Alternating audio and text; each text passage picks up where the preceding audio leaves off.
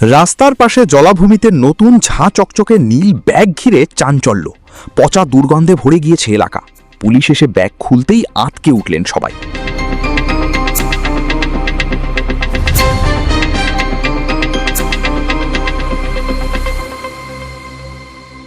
রাজপুর সোনারপুর পৌরসভার ময়লা ফেলার জায়গায় মঙ্গলবার একটি নতুন ঝাঁ চকচকে নীল ব্যাগ পড়ে থাকতে দেখে এলাকার মানুষ এবং ওই ব্যাগের আশপাশ থেকে তীব্র পচা দুর্গন্ধও বেরোতে থাকে।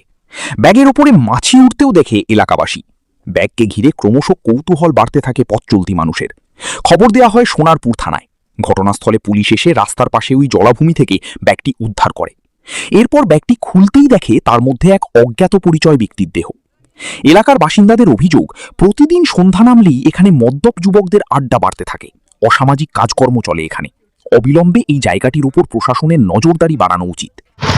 আমাদের 18 নম্বর ওয়ার্ড টেনচিনগাঁও রোড সামনেই দেখতে পাচ্ছেন ময়লা পোতা। এখানে পুরো পৌরসভার যত ময়লা সব এখানে ফেলা হয়। তো এখানে খুব জমজমাট এলাকা। সন্ধ্যের সময় অনেক মানুষজন এখানে আড্ডা মারে।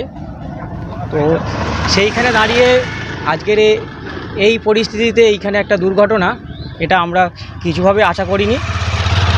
প্রশাসনের কাছে একটাই দাবি, প্রশাসন যাতে এখানে সন্ধ্যেবেলা করে একটুকুনি টহল দেয় বা এখানে একটু নিরাপত্তা ঠিক রাখে, সেই দিকে প্রশাসনকে দেখা উচিত।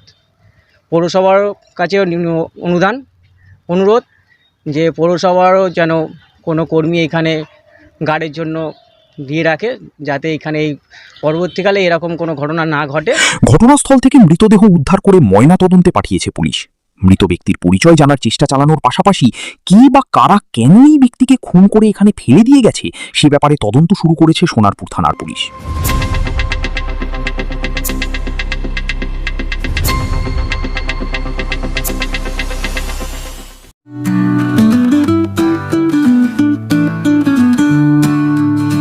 সপ্তাহের প্রতিদিন চোখের ডাক্তার মানে জয়নগর রথ কালার আইশেফ।